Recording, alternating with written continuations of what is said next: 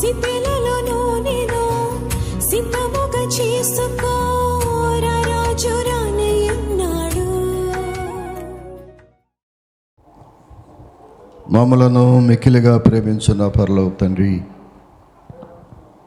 మీ అతి పరిశుద్ధ నామను బట్టి వందనాలు స్తుతులు చెల్లించుకుంటున్నాం. ఆశ్చర్యకరుడవు, గొప్ప దేవుడవు, మంటిలో నుండి తీసి ప్రభువా నీ రూపములో మమ్మలను చేసుకుని నీ స్వరూప్యములోనికి మమ్మల్ని తీసుకుని వచ్చి నీ ఎడతెగని ప్రేమ వాత్సల్యతను మా మీద కుమ్మరించి మమ్మల్ని మనుషులుగా చేసి నిలబెట్టారు. మీకు వందనాలు. ఎప్పుడో లయమైపోవలసిన మా జీవితాలను ప్రభువా మీరు మాటి మాటికి మమ్మల్ని హెచ్చరిస్తూ నీ వాక్యము ద్వారా మా జీవితాలను, మా కుటుంబాలను కట్టుచున్న దేవుడవు. మా బిడ్డలకు భవిష్యత్తులను ప్రభువా మీరు తీర్చిదిద్దుతున్న దేవుడవు. ఈ ఉదయకాల సమయంలో మరొకసారి నీ పాద సన్నిధికి, నీ బలిపీఠం దగ్గరకు వచ్చి ఉన్నాం. మాతో మాట్లాడండి. నీవు మాట్లాడే దేవుడు కనుక నీకు వందనాలు. మనుష్యుడు తన స్నేహితునితో మాట్లాడినట్లుగా మీరు మాతో మాట్లాడే దేవుడవు. పరలోకములో ఉండవలసిన దేవుడవు. భూమి మీదకి వచ్చి మాతో మాట్లాడుతూ మాతో సహవాసం చేస్తున్న దేవుడవు. నేను స్తుతించే వారిని బట్టి ప్రభువా మీరు ఇష్టపడుతున్న సంతోషిస్తున్న దేవుడవు. మేము మిమ్మల్ని స్తుతిస్తే ప్రభువా మీరు మమ్మల్ని చూసి సంతోషిస్తారు కనుక స్తుతించే హృదయాలు మాకు దయచేయండి. హృదయం అంతటితో మిమ్మల్ని ఆరాధించుకునే హృదయాలు మాకు ఇవ్వండి. ఈ ఉదయకాల సమయంలో తీసుకొచ్చిన బిడ్డలను బట్టి వందనాలు. అనేక మంది ప్రభువా ఈ పండుగలు హడావుడిలో ప్రభు అలసిపోయి ఉన్నారు. నీ మందిరానికి రాలేనంతగా వారికి మనసాక్షులను పాడు చేసుకుంటూ ఉన్నారు. వారిని దయతో జ్ఞాపకం చేసుకునండి ప్రభువా. విశ్వాసులైన మాకు ప్రభువా శుద్ధ హృదయమును మనసాక్షినిచ్చావు. ఆ మనసాక్షిని పాడు చేసుకునే వద్దు తండ్రి. విశ్రాంతి దినములో నీ మందిరానికి రావాలనే ఒక గ్రహింపు ప్రతి బిడ్డకును, ప్రతి విశ్వాసకి దయచేయండి ప్రభువా. మీరు ఏర్పాటు చేసిన ఈ మంచి ఏర్పాట్లన్నింటిని బట్టి స్తుతులు చెల్లించుకుంటున్నాం. మందిరాన్ని బట్టి వందనాలు, సేవోపకరణాలు బట్టి వందనాలు, విద్యుత్ శక్తిని బట్టి, శబ్ద యంత్రాలను బట్టి నీకు స్తుతులు చెల్లించుకుంటున్నాం. చక్కని పాటలు పాడారు బిడ్డలు ప్రభువా. ఇలాంటి ఆరాధనలో పాల్గొనటం ఎంతో అదృష్టముగా భావించుకునే వారిగా చేయండి. సిద్ధపరిచిన బిడ్డలందరినీ మీరు దీవించి ఆశీర్వదించండి. ఇదిగో వాక్య భాగంలోకి వెళుతూ ఉండగా మీ సన్నిధి నాతో మాతో ఉంచి నన్ను మరింతగా బలపరచండి. నీ వాక్యమును బోధించే శక్తిని నాకు దయచేయండి ప్రభువా. ఇదేదో ఆషామాషిగా బోధించే మాటలు కాదు, కేవలము పరలోకం నుంచి వచ్చినటువంటి మన్నాను, పరలోక ఆహారమును ప్రభువా ఈ ఉదయకాల సమయంలో మాకు దయచేసి నీ మాటలు శ్రద్ధగా వినే కృప మాకు ఇవ్వండి. మా బిడ్డలను కూడా సిద్ధపరచండి. సండే స్కూల్లో మీరున్నారు, మీకు వందనాలు ప్రభువా. ఇదిగో తండ్రి, నీ మాటల్లోకి వెళుతూ ఉండగా నాతో మాట్లాడి కృప చూపించమని యేసునామమున అడుగుచున్నాము తండ్రి, ఆమేన్.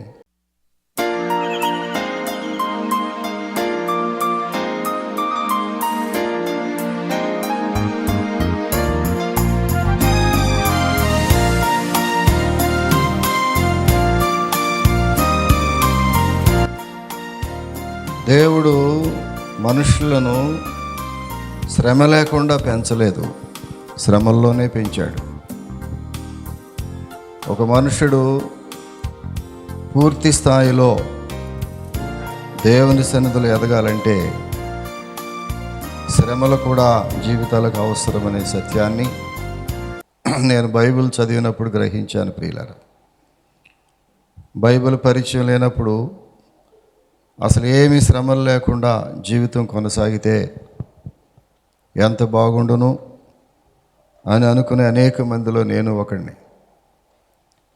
కానీ దేవుని వాక్యములోనికి వెళుతున్న కొద్దీ శ్రమలలో కూడా దేవుణ్ణి మనం స్తుతించాలి అనే ఒక సిద్ధాంతాన్ని నేను నేర్చుకున్నాను.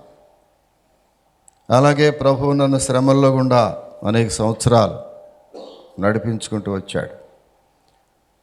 మా కుటుంబం అనేక శ్రమల్లో నుంచి బయటకు వచ్చిన కుటుంబం అని మీలో చాలామందికి తెలుసు ప్రియులారా. బైబిల్లో చూసినట్లయితే అలాంటి శ్రమల్లో కూడా ప్రభువుని స్తుతించి ప్రభువుని ఆరాధించినటువంటి స్త్రీలు చాలామంది కనపడతారు మనకి. అనేక మంది స్త్రీలు ప్రియులారా, ముఖ్యంగా పురుషులతో పోల్చుకుంటే స్త్రీలైనటువంటి వారు, దేవుని ఎరిగినటువంటి బిడ్డలైనటువంటి వారు, వారి శ్రమల్లో కూడా దేవుణ్ణి స్తుతించినటువంటి స్త్రీలు మనకు కనబడతారు.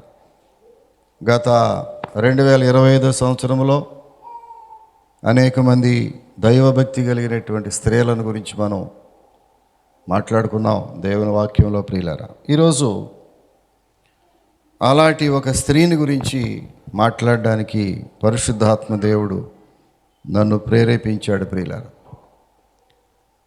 ఈ స్త్రీ ఎలాంటి స్త్రీ అంటే బహు ఘోరమైనటువంటి సమస్యల్లో నుంచి, అపనిందల్లో నుండి కూడా దేవుణ్ణి స్తుతించినటువంటి స్త్రీ కదా. అలాంటి క్యారెక్టర్స్ మనకు ఎంతో ప్రోత్సాహకరంగా ఉంటాయి ప్రియులారా. చాలామంది ఈ దినాల్లో తలస్తూ ఉన్నారు, అయ్యో మేము ప్రభువులోకి వచ్చినా కూడా సమస్యలు తీరటం లేదు, ప్రభువులోకి వచ్చినా కూడా కుటుంబ పరిస్థితులు అంతంత మాత్రంగానే ఉంటున్నాయి, అన్ని పరీక్షలే, కొంతమంది జీవితాలు అన్ని పరీక్షలే, ఒకదాని వెంట ఒకటి ఇబ్బందులే. అలాంటి పరిస్థితుల్లో ఇదిగో ఇప్పుడు మనం ఒక స్త్రీని జ్ఞాపకం చేసుకోబోతున్నాం ప్రియులారా. ఆమె పేరు లేయా అనేటటువంటి పేరు కలిగినటువంటి స్త్రీ.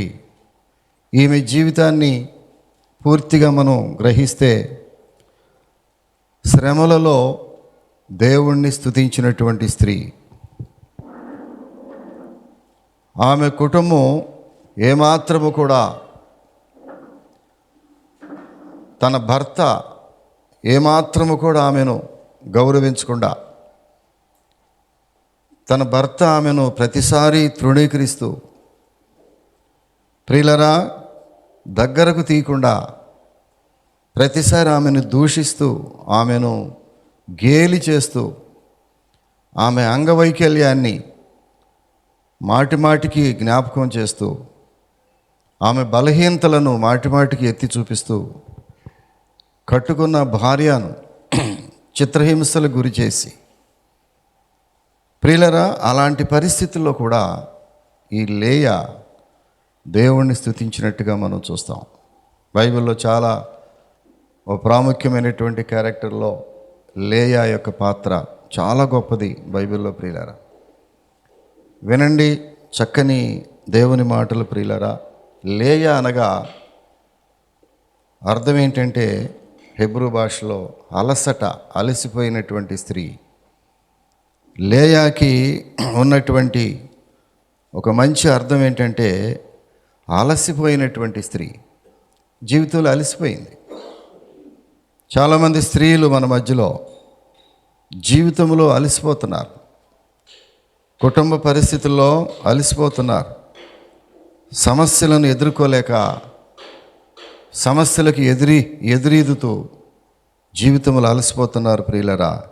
ఈ లేయా ఎవరో తెలిసిన ఈమె సాధు స్వభావం కలిగినటువంటి ఆమె. చాలా నిదానంగా ఉంటుంది, తొందరపడే స్త్రీ కాదు, చాలా గంభీరమైనటువంటి స్త్రీ, సహనశీలి అని మనం చెప్పుకోవచ్చు. ఈమె లాబాన్ అనేటటువంటి ఆమెకు పెద్ద కూతురు అన్నమాట. ఈమె లాబానుకు 2 కుమార్తెలు. పెద్ద కుమార్తె లేయా, చిన్న కుమార్తె రాహేలు. ప్రియులారా, రాహేలు చాలా అందగత్తె, బ్యూటిఫుల్ ఉమన్. రాహేలు యొక్క అందాన్ని చాలా వర్ణించాడు బైబిల్లో ప్రియులారా. చిన్న కూతురు చాలా అందగత్తే, కానీ పెద్ద కుమార్తె అందమైంది కాకపోగా ఆమె జబ్బు కళ్ళది అని బైబిల్ రాస్తూ ఉంది. ఆమె కళ్ళు పుట్టుకలోనే ఏమాత్రము కూడా అందము లేనటువంటిదై, ఆ కళ్ళన్నీ కూడా జబ్బు కళ్ళదై. ప్రియులరా, ఈమె ఎవరో తెలిసిన యాకోబుకు పెద్ద భార్య.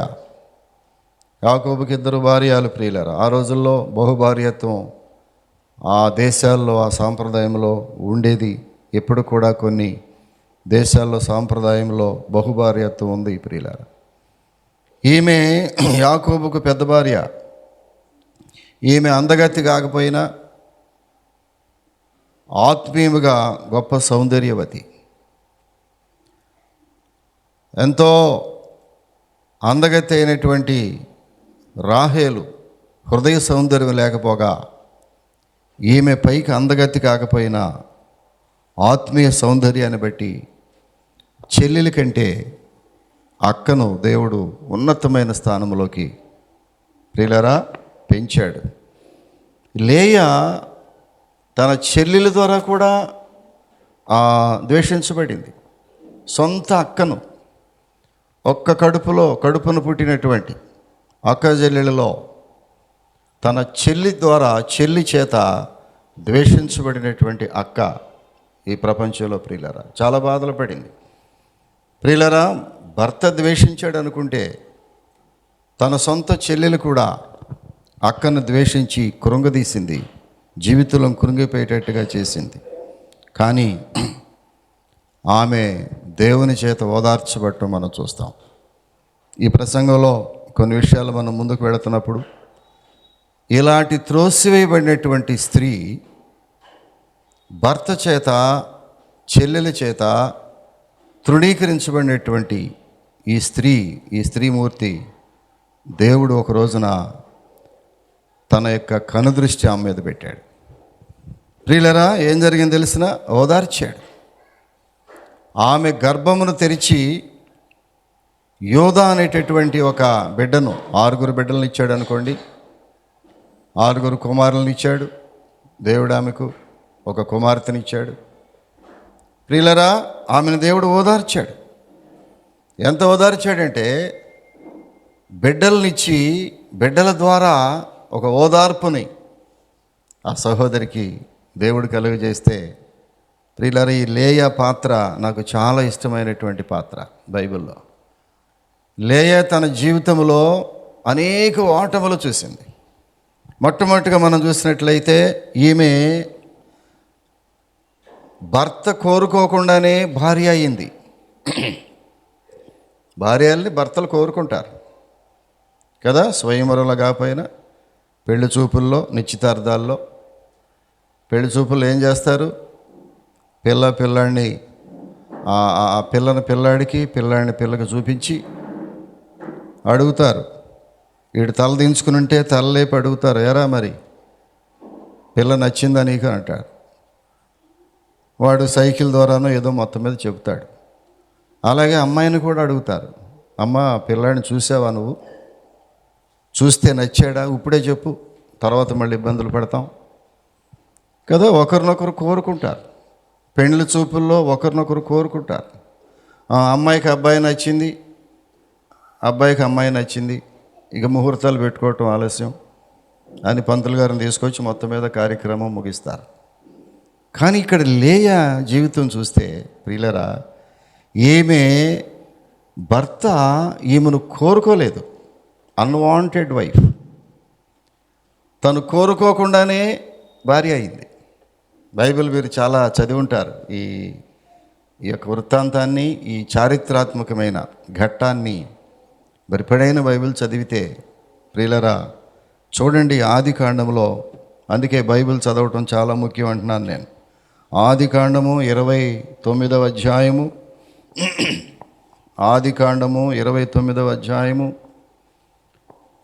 21వ వచనం. తర్వాత యాకోబు, నా దినములు సంపూర్ణమైనవి గనుక నేను నా భార్య యొద్దకు పోవునట్లు ఆమెను నాకిమ్మని లాబానును అడగగా, లాబాను ఆ స్థలములోనున్న మనుషులందరినీ పోగు చేసి విందు చేయించి రాత్రివేళ తన కుమార్తె అనే లేయాను అతని యొద్దకు తీసుకొని పోగా యాకోబు ఆమెను కూడెను. మరియు లాబాను తన దాసి అయిన జిల్పాను తన కుమార్తెను లేయాకు దాసిగా ఇచ్చెను. ఉదయమందు ఆమెను లేయా అని ఎరిగి అతడు లాబానుతో, నీవు నాకు చేసిన పని ఏమిటి? రాహేలు కోసరమే కదా నేను కొలువు చేసి తిని, ఎందుకు నన్ను మోసపుచ్చితివి? అందుకు లాబాను అన్నాడు, పెద్దదానికంటే ముందుగా చిన్నదానినిచ్చుట మా దేశ మర్యాద కాదు. ప్రియులరా, యాకోబు రాహేల్ని ప్రేమించాడు. రాహేల్ని ప్రేమించి తన మేనమామ లాబాను, అమ్మకు అన్నయ్యే, లాబాను మేనమామ ఇంటికి వెళ్ళి మేనమామ గారి ఇద్దరు పిల్లల్లో ఆ రెండవ కూతురు రాహేలు చక్కనిదై చూడముచ్చటగా చక్కనిదిగా ఉన్నప్పుడు రాహేల్ని ప్రేమించాడు. ప్రేమించి తన మేనమామని అడిగాడు, మామయ్య చిన్న కుమార్తె నాకు ఇచ్చి పెళ్లి చేస్తావా? ఆమెను పెళ్లి చేసేటట్లయితే 7 సంవత్సరములు నా ఇంట్లో నీవు పని చేయాలి. ఒక సర్వెంట్గా నా ఇంట్లో చాకరంతా చేయాలి, పశువులు మందరం మేపాలి, వ్యవసాయం చేయాలి, ఇంట్లో పని చేయాలి. అలా చేస్తే 7 సంవత్సరాలు నా చిన్న కూతుర్నిచ్చి నీకు పెళ్లి చేస్తానంటాడు. ప్రియులరా, బైబిల్ చెప్తా ఉంది, రాహేలును ప్రాణప్రదముగా ప్రేమించినప్పుడు 7 సంవత్సరాలు చాలా సునాయాసంగా గడిచిపోయినాయి. 7 సంవత్సరాలు కొలువు చేశాడు మేనమామ గారి ఇంట్లో. ఎవరి కొరకంటే తను మిక్కిలిగా ప్రేమించుచున్న ఆ చిన్న కూతురు మీద అతడు మనసుబడి చేశాడు. ప్రియులారు, 7 సంవత్సరాలు చేస్తే ఏం చేశాడు తెలిసిన? తన మేనమామ గారు ఆ రాత్రి తన యొద్దకు ఎవరిని పంపాడు తెలిసిన? ఆ జబ్బు కళ్ళది పెద్ద కుమార్తె, బాహ్య రూపము లేనటువంటి ఆ స్త్రీని, పెద్ద కూతురుని పంపాడు. ప్రియులరా, రాత్రి ఆమెతో కూడినప్పుడు తెల్లారి చూస్తే ఆమె జబ్బు కళ్ళది పెద్ద కూతురు లేయా కనబడింది గదిలో. ప్రియులరా, మేనమామ గారిని అడిగాడు, మామయ్య నువ్వు చేసిన పని ఏమిటి? ఎందుకు ఇంత మోసం చేసావు నన్ను? నా మనసు రాహేల మీద ఉంటే కష్టపడి 7 సంవత్సరాలు నేను రాహేలు కొరకు నీకు ఊడిగం చేస్తే నువ్వు చేసిన పని ఏంటి? ఎంత మోసం చేశావు? అసలు యాకోబే మోసగాడు, తనకి మించిన మోసగాడు తన మేనమామ గారు. తను ఏమి చేశాడో, ఎంత అన్నను మోసం చేసి పారిపోయి వచ్చాడో అదే మోసం తన మేనమామ గారు కూడా చేశాడు. ప్రియులారా, చూడండి, తను ఏ మోసం చేశాడో అదే మోసం అతనికి ఎదురైంది తన జీవితంలో. మేనమామ గారు అన్నాడు, అల్లుడా, మా దేశంలో ఇది సాంప్రదాయం కాదు, పెద్ద పిల్లను అట్టిపెట్టి చిన్న పిల్లకు వివాహం చేయటం మా దేశ సాంప్రదాయం కాదు. కనుక ఒకవేళ నీకు రాహేలే కావాలనుకుంటే, ఇదిగో మొదటి కూతురుని ఇచ్చి పెళ్లి చేశాను కదా నీకు, రెండవ కూతురుని కూడా నీకే ఇస్తా, మరొక 7 సంవత్సరాలు నా కొలువు చేయి అని ఒక భయంకరమైన ఆ ప్రియులార కండిషన్ పెడితే, రాహేల్ మీద ఉన్నటువంటి ప్రేమ చేత ఎంత ప్రేమించాడో చూడండి. రాహేల్ని ఈ యొక్క ప్రియులార యాకోబు ఎంత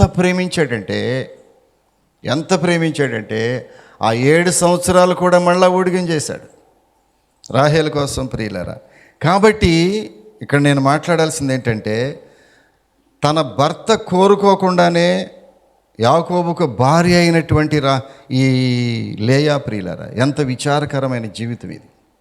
తను ఏమాత్రము కోరుకోలేదు. తను కోరుకున్నదేమో రాహేల్నైతే, తను ద్వేషించినటువంటి లేయాను మొట్టమొదటి భార్యగా స్వీకరించాల్సిన పరిస్థితి వచ్చింది. ఆ పరిస్థితుల్లో ఏం జరిగింది తెలిసిన? ఆ రాత్రి లేయాను పంపితే, ప్రియులరా, పెద్దదానికంటే చిన్నదాన్ని నీకు ఇవ్వటం మంచిది కాదు అనుకుని, చూడండి, మానసిక వేదనకు గురైపోయింది ఈమె. మొట్టమొదటి నుంచి లేయ జీవితం మానసిక వేదనకు గురైపోయింది. తన వేదనను గుర్తించేవాళ్ళు ఎవరు లేకపోయారు. అంత మాత్రమే కాదు, భర్త తిరస్కారానికి గురైపోయింది. అంత మాత్రమే కాదు, ఆమె జబ్బు కళ్ళది, రోగిష్ఠురాలు, బాహ్య సౌందర్యం లేదు, చూడడానికి అసలు ఏమాత్రము కూడా సౌందర్యం లేనటువంటి ఆ స్త్రీని ప్రియులరా భర్త తృణీకరించాడు. తృణీకరించాడు. ఎంత అవివేకం ప్రియులరా! కేవలము అందాన్ని ఆరాధించాడు తప్ప తన భర్త యాకోబు ఎవరు అందముగా ఉన్నారో వారి మీదే మనసు పెట్టుకున్నాడు తప్ప బాహ్య సౌందర్యాన్ని ప్రేమించాడు తప్ప ఆంతరంగిక సౌందర్యం కావాలని ఎన్నడూ కోరుకోలేదు యాకోబు. దాన్ని బట్టి ప్రియులరా తన కట్టుకున్నటువంటి భార్యని యాకోబు తృణీకరించేస్తే ప్రియులరా కేవలము పై రూపమును చూసి ప్రేమించేటటువంటి యాకోబు, బైబిల్ ఒక వాక్యం తెలిసిన వెలుచూపును పట్టి కాక, బైబిల్ చాలా స్పష్టంగా మాట్లాడింది ప్రియులరా. చూడండి దయచేసి 2వ కొరింథీయులకు రాసిన పత్రిక అపోస్తలుడైన పౌలు గారు 5వ అధ్యాయము 6వ వచనాన్ని జ్ఞాపకం చేసుకుందాం.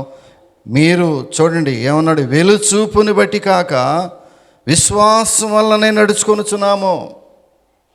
చాలామంది క్రైస్తవ జీవితంలో నేటికి వెలుచూపును బట్టి అనగా పైకి కనబడే వాటిని బట్టి, పైకి కనబడే సౌందర్యాన్ని బట్టి, బాహ్య సౌందర్యము ప్రియులారా చాలామంది జనాలు బాహ్య సౌందర్యాన్ని ఆరాధిస్తూ ఉన్నారు. చాలా విచారము. క్రైస్తవులు కూడా, దేవుని ఎరిగిన వారు కూడా, విశ్వాసులైన వారు కూడా పై వాటి మీదే మనసును పెట్టి, భూసంబంధం వాటి మీదే మనసును పెట్టి యాకోబును చూస్తే ప్రియులారా వెలుచూపును బట్టి నడుచుకున్నాడు. ఆంతరంగిక సౌందర్యాన్ని చూడలేకపోయాడు. లేయా యొక్క జబ్బు కళ్ళు, లేయా యొక్క అందవిహీనమైనటువంటి పరిస్థితి, ఆమెను ఏం చేశాడు తెలిసిన యాకోబు ప్రియులరా తిరస్కరించాడు. మానసిక వేదన గురి చేశాడు. నీవు నాకు అక్కర్లేదన్నాడు. నాకు కావలసింది నీ చెల్లిలే, నీ చెల్లి అందగత్తే, ఆమెనే నేను ప్రేమించాను. నిన్ను ప్రేమించకపోయినా నీ తండ్రి నన్ను మోసం చేసి నాకు ఇచ్చాడు, నాకు పెళ్లి చేశాడు నిన్నని ప్రియులరా తన భార్యను ఎంత తృణీకరించాడో చెప్పలేము. చాలా తృణీకరించాడు ప్రియులరా. కానీ చూడండి ఇక్కడ లోతు మనకి బైబిల్లో కనబడతాడు. అతను ఏం చేశాడు తెలిసిన వెలుచూపును బట్టి పచ్చగా ఉన్నటువంటి సొదొమ గొమొర్రాని ప్రేమించాడు ప్రియులరా. అక్కడికి వెళ్ళి ఇల్లు కట్టుకున్నాడు. దేవుడు అన్నాడు అక్కడికి వెళ్ళొద్దయా నీవు. అబ్రహాం అన్నాడు అక్కడికి వెళ్ళొద్దు నీవు, వెలుచూపును బట్టి సెలెక్ట్ చేసుకోవద్దు. ప్రియులరా కుటుంబాలను వెలిచూపును బట్టి సెలెక్ట్ చేసుకునేవాళ్ళు, జీవితాలను పై మెరుగుల చేత సెలెక్ట్ చేసుకునేవాళ్ళు. ఆ జీవితాలు ఎక్కువ కాలం నిలబడలేవు ప్రియులరా. ఈ యొక్క లోతు కన్నులు ఏమైంది తెలిసిన ఆదికాండం 13వ అధ్యాయము 10వ వచనం కనుక చూడగలిగితే, ఆదికాండము బైబిల్ తప్పకుండా చూడాలి. ఆదికాండము 13వ అధ్యాయము 10వ వచనం చూస్తే, లోతు తన కన్నులెత్తి యొర్దాను ప్రాంతమంతటినీ చూచెను. యెహోవా సొదొమ గొమొర్రా పట్టణములను నాశనం చేయక మునుపు సోయరుకు వచ్చు వరకు అదంతా యెహోవా తోట వలెను ఐగుప్తు దేశం వలెను నీరుపారు దేశమై ఉండెను. ప్రియులరా ఆ సొదొమ గొమొర్రా ఎలా కనపడింది లోతుకి? ఎలా కనపడిందంటే అది యెహోవా తోట వలె కనపడిందంట, పచ్చని తోట వలె. చాలామందికి కొన్ని ప్రాంతములు పచ్చగా కనబడుతున్నాయి, వాటి వైపు అలాగ వెళ్ళిపోతున్నారు. ఎండమాముల వైపు వెళ్ళిపోతున్నట్టుగా ఎండమాములను చూసి నీటి ప్రవాహములు అనుకుని అలాగా దాని వెంట పరిగెత్తుతున్నారు మనుషులు. తీరా చూస్తే అక్కడ ఒక్క చుక్క నీళ్ళు కూడా లేవు. యాకోబు పరిగెత్తాడు. దేని పరిగెత్తాడు? అందం వైపు పరిగెత్తాడు. చిన్న కూతురు అందగత్తి కాబట్టి ఆమె నాకు కావాలి. 14 సంవత్సరాలు రాహేలు కొరకు అతడు ప్రియులరా ఎంత వెట్టి చాకిరి చేశాడు మేనమ్మ గారి ఇంట్లో. ప్రియుల రాహేలు కొరకై ప్రియులరా యాకోబు రాహేలును ఎంత ప్రేమించాడంటే, యాకోబుకు 14 సంవత్సరాలు చాలా కొద్ది దినములుగా గడిచిపోయినాయి అంట. ఎంత ప్రేమించాడో చూడండి. ఒక 7 సంవత్సరాలు అయిపోయిన తర్వాత మేనమామ గారు అన్నాడు, మరొక 7 సంవత్సరాలు నౌకరు చేయవయ్యా నా దగ్గర, చిన్న కూతురుని ఇస్తానంటే బైబిల్లో చూస్తే ప్రియులరా 29 అధ్యాయము 20 వచనంలో కనపడద్ది, 7 ఏండ్లు కొలువు యాకోబుకు కొద్ది దినములుగా తోచినాయి. అనగా 14 సంవత్సరాలు నౌకరు చేయటం అనేది యాకోబుకి ఎలా తోచిందంటే బహు కొద్ది దినములుగా తోచినాయి. 7 ఏళ్ళలో కనబడలా. ఎందుకని? తన అందగతే ఆ రాహేలు కావాలి అతనికి. ఇప్పుడు రాహేలు కొరకు ఎంత శ్రమ పడ్డాడు ప్రియుల. ప్రియ సోదరి సోదరుడా, నీ జీవితంలో దేన్ని ఆశించి పరిగెత్తుతున్నావు నాకు తెలియదు. ఉదయకాల సమయంలో పచ్చటి ప్రాంతముగా ఉన్నట్టుగా కనబడుతున్న ఈ లోకం వైపు పరిగెత్తున్నావో నాకు తెలియదు. ఒకరోజు అనుకుంటావు, ఇది చాలా పొరపాటు పడ్డాను. చాలామంది ధనం వైపు అలాగా పరుగులెత్తి పరుగులెత్తి పరుగులెత్తి పరుగులెత్తి, బంగారం వైపు పరుగులెత్తి పరుగులెత్తి పరుగులెత్తి, ఆస్తుల వైపు పరుగులెత్తి పరుగులెత్తి పరుగులెత్తి అలసిపోయి ఒక్కసారి అలా పడిపోతున్నారు. వాళ్ళకి కనీసం చేయబట్టుకు లేపేవాడు కూడా లేదు.